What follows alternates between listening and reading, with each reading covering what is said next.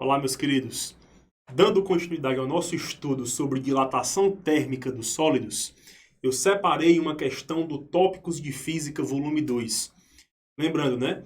Eu deixei os 3 volumes do Tópicos de Física em PDF para que você pudesse fazer um download. Eles se encontram na coordenação do CAEX. Caso você não tenha, solicite o arquivo que eu darei um jeito de enviar ou pelo grupo de WhatsApp ou tentar colocar pelo Drive do Gmail, ok? Mas, caso você também não tenha, não tem problema. Eu vou disponibilizar a questão para que você possa visualizar. Então, confere comigo a questão na tela. Vamos lá. A questão é da página 152 e ela é a número 8. Vamos aqui. A figura abaixo representa o comprimento de uma barra metálica em função de sua temperatura. Percebe que aí você tem um gráfico, né, do comprimento em centímetros pela temperatura em graus Celsius. A questão pergunta: qual o valor do coeficiente de dilatação linear do material dessa barra? Vamos aqui. Meus queridos, vamos recordar. Quando falamos de dilatação térmica dos sólidos, temos 3 tipos. Ou a dilatação vai ser linear,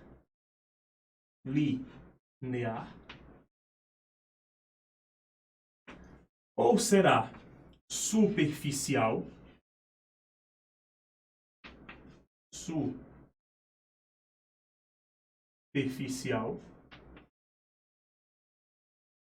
ou será volumétrica. Tudo bem? Professor, o que diferencia as 3 dilatações? Lembre que temos um vídeo teórico sobre dilatação térmica, certo?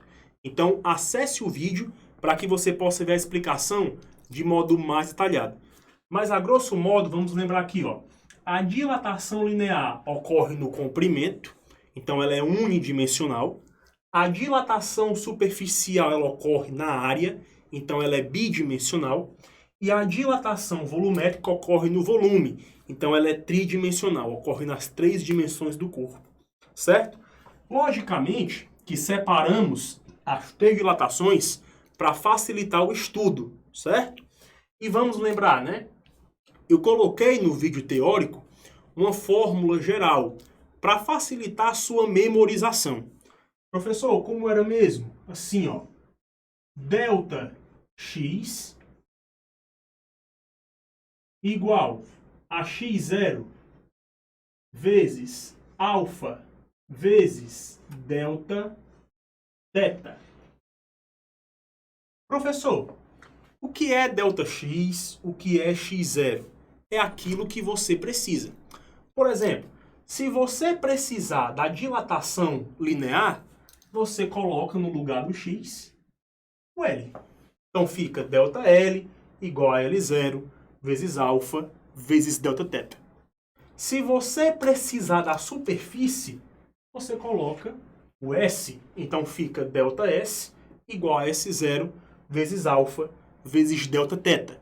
E se você precisar do volume, você coloca o V. Então fica delta V igual a V0 vezes o alfa vezes delta teta. Mas vamos lembrar, esse alfa ele vai sofrer uma alteração. Quando eu digo que fica, por exemplo, na superficial delta S igual a S0 vezes alfa, lembre que o alfa vai ser 2 alfa. Por quê? Porque quando eu estiver na dilatação superficial, o coeficiente é o beta. E o beta corresponde a 2 vezes alfa. E se eu estiver na dilatação volumétrica, o alfa corresponde a 3 vezes alfa. Por quê? O coeficiente na volumétrica corresponde ao gama. Então, o que muda de uma dilatação para outra é apenas o seu coeficiente. Tudo bem? Inclusive, no vídeo teórico de dilatação térmica dos sólidos, eu demonstrei para você que era possível escrever essa fórmula em função do comprimento final, né? Então, dá uma verificada no vídeo teórico, certo? Antes de acessar o vídeo de exercício, para que você não tenha nenhuma dúvida com relação a qual fórmula usar, a qual fórmula aplicar, ok? Então, vamos aqui resolver nossa questão. Ele pede para você o coeficiente de dilatação linear. Professor, se é linear, o coeficiente que ele quer é o alfa, né? Então, ó, eu posso escrever o meu termo geral da seguinte maneira. Delta L é igual a L0 vezes alfa vezes delta θ. Tudo bem? Tudo que você precisa de informação está no próprio gráfico da questão. Analisa aqui, ó. A curva gráfica está começando aqui nos 100 centímetros. Então, eu posso dizer que o 100 corresponde ao meu comprimento inicial. Percebe que ele marcou no ponto de 50 graus Celsius. Quando você tem uma temperatura de 50 graus Celsius, o comprimento final corresponde a 100,2. Variação de comprimento, no caso, a dilatação linear, eu coloco ΔL, L menos L0, final menos inicial, é igual ao comprimento inicial vezes alfa vezes a variação de temperatura. Ok? Então, vamos substituir os valores. L fica 100,2 menos 100. Ambos estão em centímetros, né?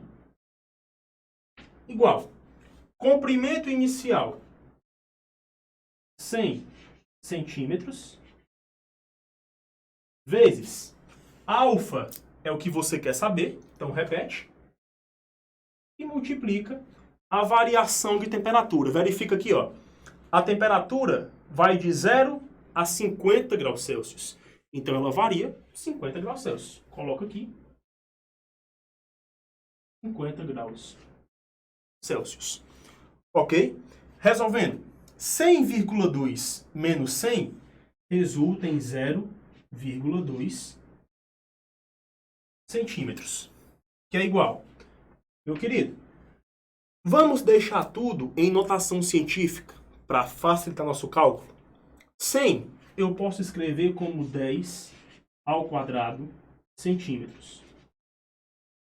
Vezes o alfa, que multiplica 50, que eu posso escrever como 5 vezes 10 graus Celsius. Perceba aqui o seguinte, centímetro eu posso cancelar com centímetro.